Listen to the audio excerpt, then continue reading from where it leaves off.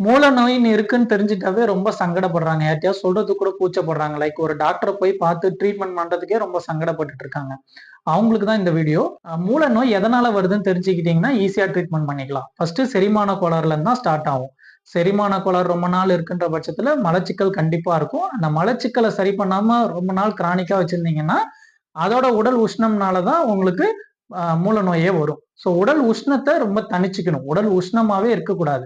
செட்டிங்கா ஒரே பொசிஷன்ல உட்காருறீங்கன்னா, வாக் மாரி போயிட்டு வந்தீங்கன்னா, அந்த உடல் உஷ்ணம் வந்து கொஞ்சம் கம்மியாகும். ஸோ அதனால மூல நோயில இருந்தும் காப்பாத்திக்கலாம்.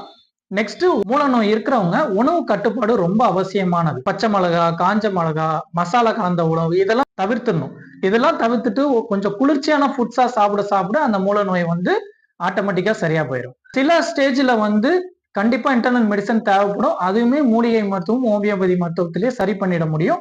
நம்ம கிளினிக்ல அதையும் பிரிஸ்கிரைப் பண்றோம்.